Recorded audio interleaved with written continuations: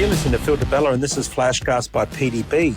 And today I'm going to tackle working from home, something that I get asked a lot about, and obviously something that's always been on the agenda for the last, say, 5-7 years, but sped up through COVID, where most people had to work from home.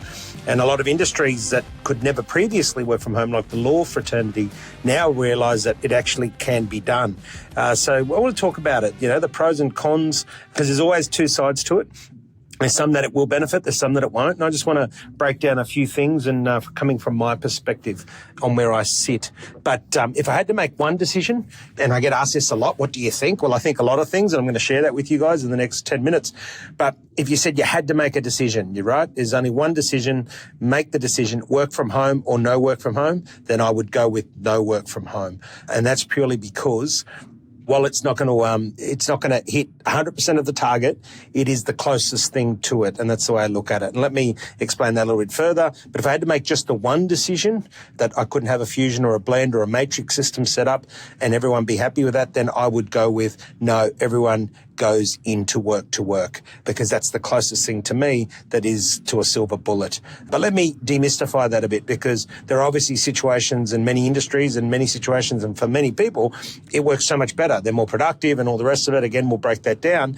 But again, I come back to clarify, if you said make one decision, you can only make one, you can't sit on the fence, then it would be no one works from home, everyone gets into the office. Unless, of course, the job is specific to working from home. So, in short, what is one major thing about working from home? Well, of course, it gets rid of commuting. That's a big one, right? So especially in cities like Sydney or different places around the world, India, China, any of those Asian countries where traveling is crazy, can be 2 hours each way, which is 4 hours a day. Of course, you're going to be a lot more productive if you're able to turn on straight away at home and get going. So that's obviously one of the real standouts when it comes to being in the office. But then again, on the flip side, one of the disadvantages from working from home is that lack of motivation.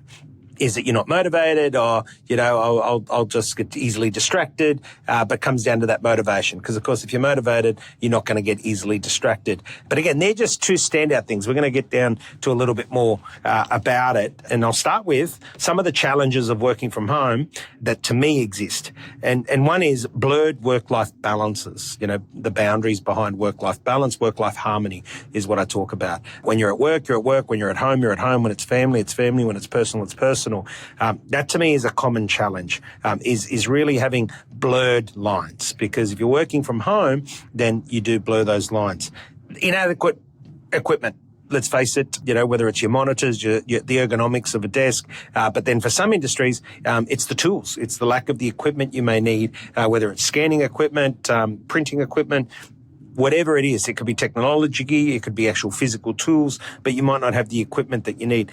To me, a key one is the idea generation and that inspiration we get from being in a group.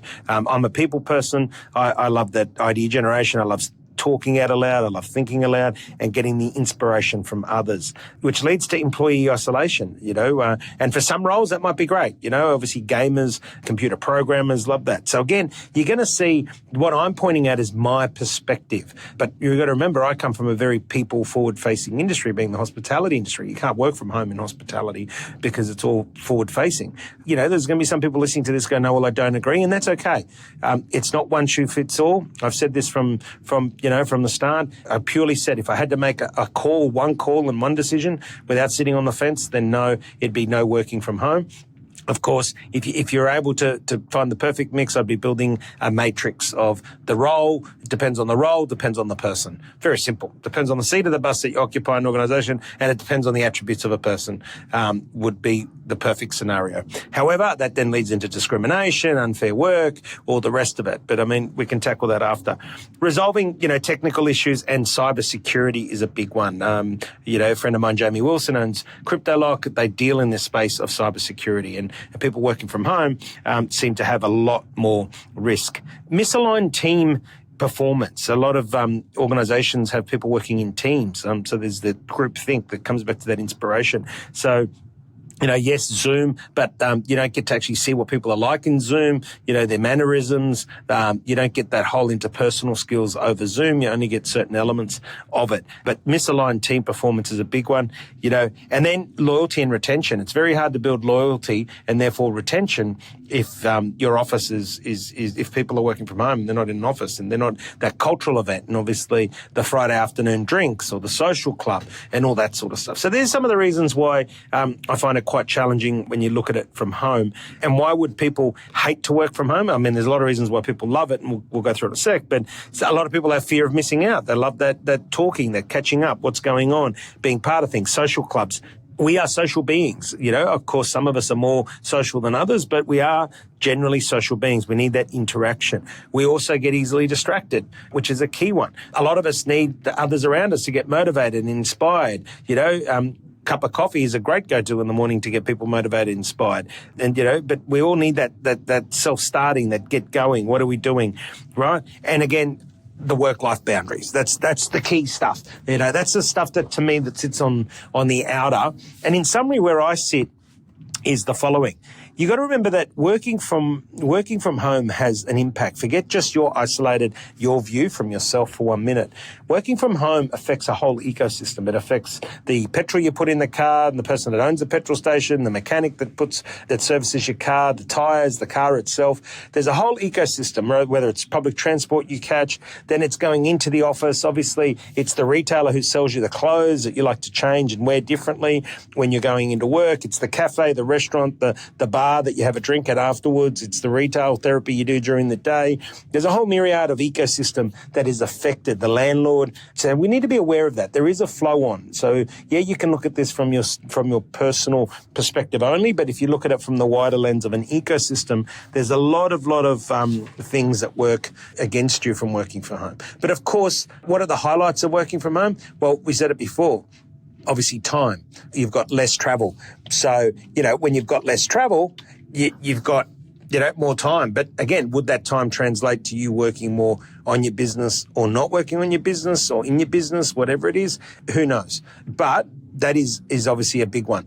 Bigger flexibility. You got more flexibility in day, so you get more attracted into the workforce. If you're a working mum or a working dad, single parent, of course, if you're able to work from home, then the flexibility will enable you to do your job a lot better, right? For those that are self-motivated and all the rest of it, you normally would get through more work and tasks because there's less distractions. So that's a big one that comes through benefits working from home. There's less distractions. Another one is that you spend less money. So, but does that mean that it will transfer into you being happy on a lower wage? But you do spend obviously less money when you don't have to travel to work. Now, of course, there's a whole other reasons of why, and keeping this in the spirit of 10 minutes, I just want to summarize. In the perfect world, an employer could build a matrix system, and up the top it would have what the role and functions are, and whether it could work from home or not work from home. And then down the left, you'd have the values and the attributes of the person. And if they all aligned, then those that work better would work in the office, those that work better from home would work at home. But this just adds another level of human resource management to the system, and also another distraction and trust. If you had to make the one decision, which is how I kicked off and how I'll end, then to me, then it goes back to everybody working back in the office. But that does not mean, and let me make this very clear, that does not mean that you don't offer your teams and your people workplace flexibility. So working from home, if it's necessary, kids are sick, kids on school holidays, that doesn't take that away. So to me, working from home means full time, not occasionally, whether it's due to illness or parenting or whatever the situation is. The occasional work from home, I believe, should be in the workplace as a workplace flexibility strategy, which of course makes up your retention strategy and attraction strategy. So just some things to think about. I do get asked a lot about working from home. They're my thoughts. It's okay if you don't agree. I totally understand. But hopefully I've been able to explain my position and why. Till next time, go and be the best you can be. You've been listening to Phil DeBella, and this is FlashCast by PDB.